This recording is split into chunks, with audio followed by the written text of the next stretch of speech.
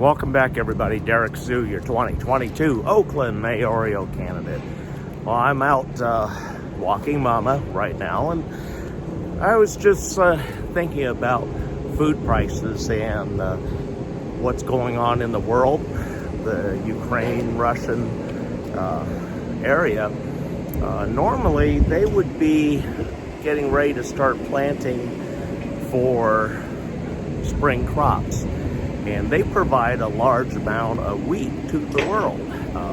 Here in the United States, we don't get wheat directly, so to speak, where we use it, but it affects the bakeries and bakers worldwide. So it's kind of a big concern.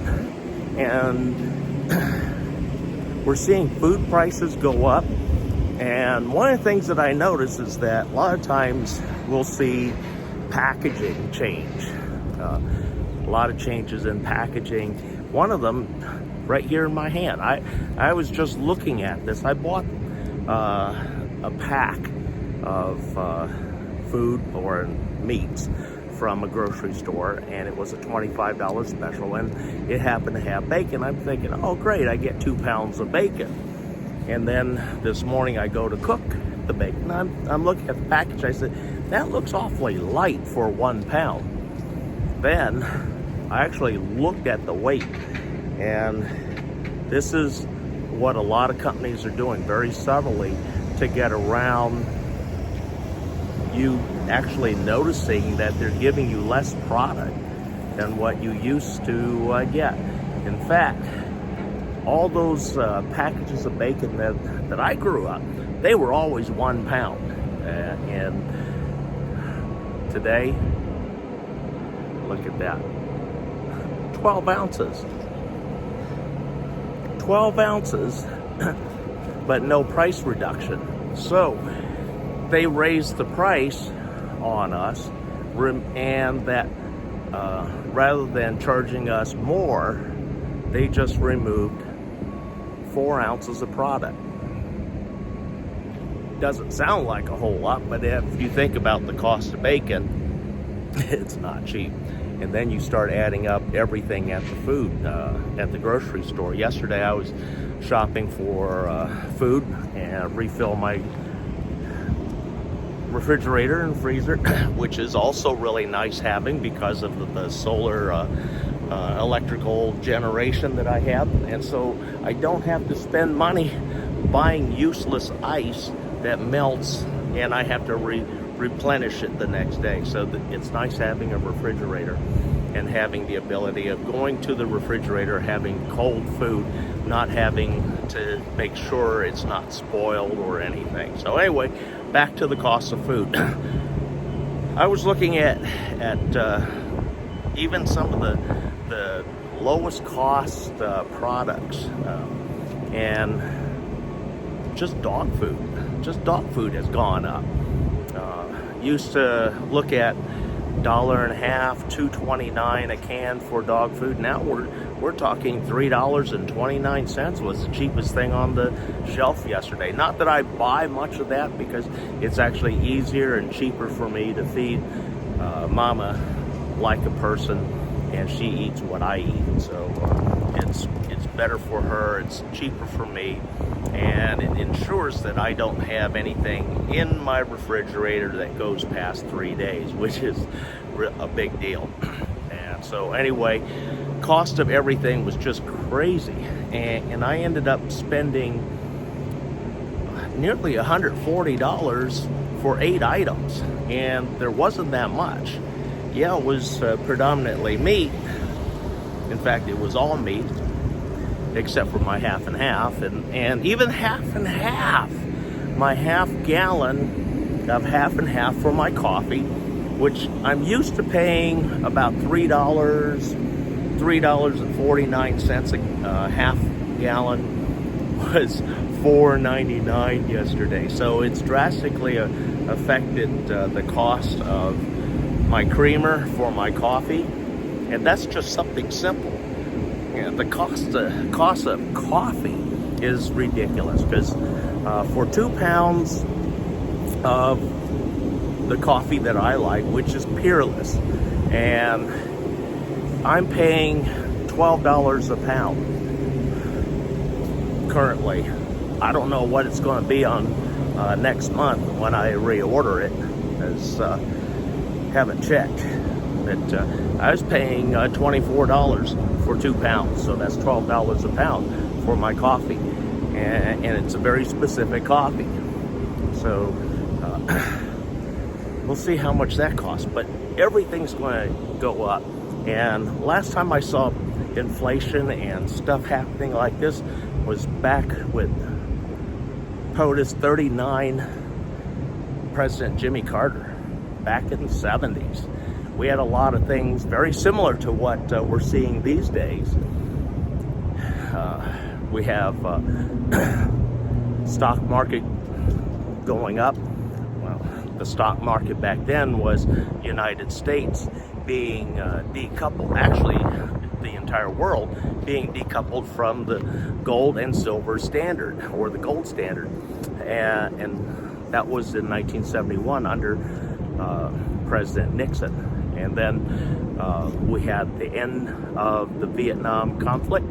So we had the fall of Saigon, where we saw a lot of people fleeing, the Vietnamese people fleeing their country, like what we saw with Afghanistan. Then we had the constant threats from Russia at the time, as the Cold War. And then that came to an end after President Reagan was put in, was elected into the 80s. And then we had Mikhail Gorbachev, who took power of the new Russia, and no longer the USSR, because they broke that up. And a lot of those little countries, the smaller countries like Ukraine and Yugoslavia, Czechoslovakia at the time, and a lot of the Baltic states, they were under the USSR flag, so to speak. And when that fell, they gained their independence and broke away from the old communist regime. What they did with the old regime, they executed those leaders. They took them out, shot them, hung them, kind of like what happened with Saddam Hussein. His people hung him. And so these were things that we saw on TV back in the day. I remember seeing a couple of those on a news agency, and I was still kind of young back then in the 80s. I was in my 20s, but we saw what we saw. But today, people are saying, oh, this is just temporary. No, this is not temporary. This is going to go on a while, unfortunately. Russia had the oligarchs for decades, and under perestroika back in the day, that was under Boris Yeltsin. The oligarchs really hated that because they no longer had control of money and power, and when the opportunity came for election, they wanted to put somebody more like them back in power, which is how Putin came back into power, and he hasn't left since.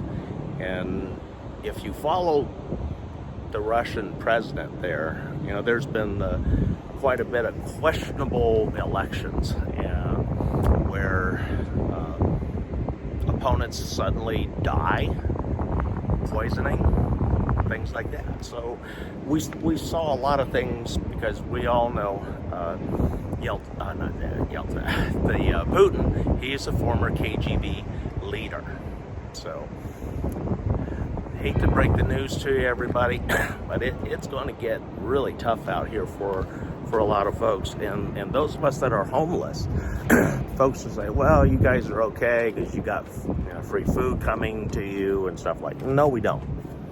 A lot of those programs went away, and we haven't had any water delivery since the holidays, and here we are, past the middle of March,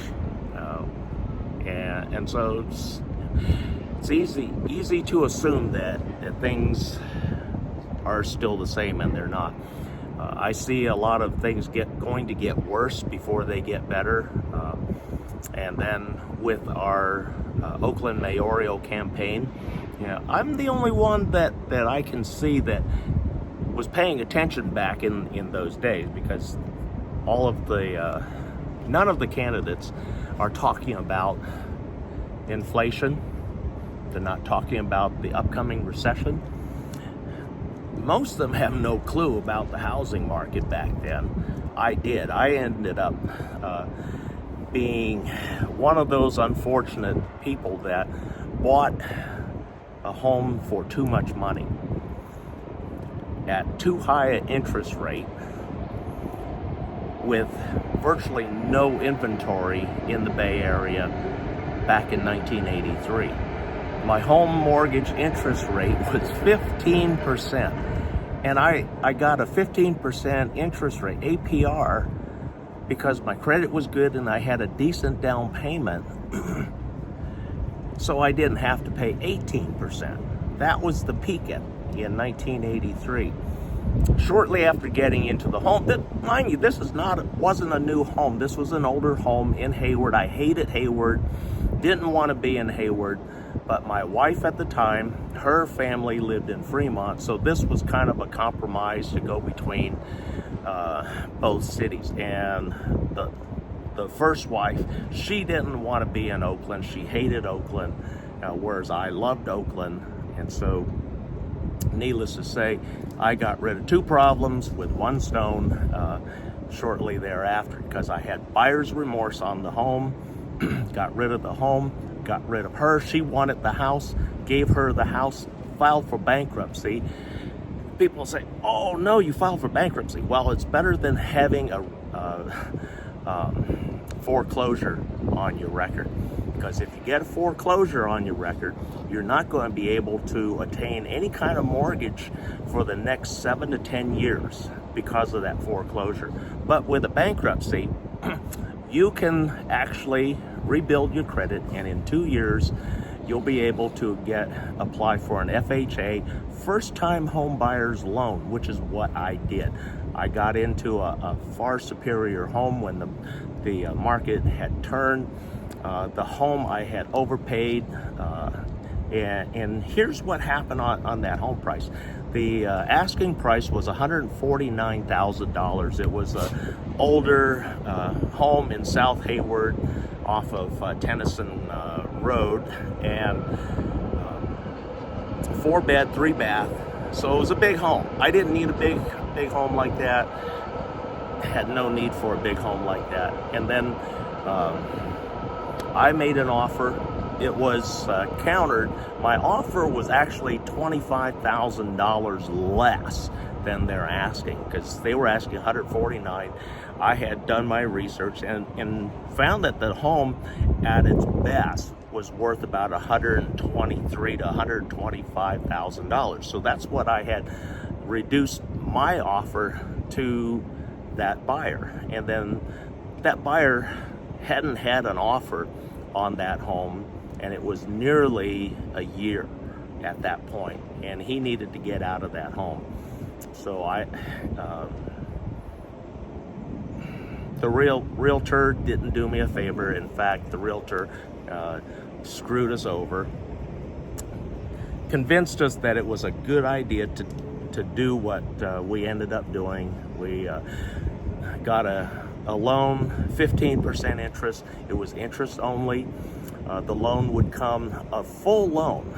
It was called a balloon payment at the end of 5 years. So I would be paying interest only for 5 years on $149,000 every month, going into an impound account. And so I had to work 2 jobs in order to do that. And then the wife at that time, she worked a job. So there were 3 forms of income to make that mortgage payment, plus electric and all the trappings that you have to pay to be a homeowner. You have homeowners insurance, you have your PG&E, you have your water, sewer, you have HOAs. I mean, it was on and on and on. And then we had property tax, Alameda County property tax, which came due in just a few months after we had moved in. And I'm trying to figure out, we're barely making it at that time, how we're going to make it then. So a lot of bad things happen during that period. I can see a repeat, and we're all going to be reliving exactly what I went through. But I have the answers and how to get restoration and get Oakland's economy back on track, get housing, affordable housing at the top of the list, get all the homeless people into housing, create new living wage jobs here in Oakland, and hopefully keep the Oakland A's in Oakland. So thanks for joining me today. We'll see you next time.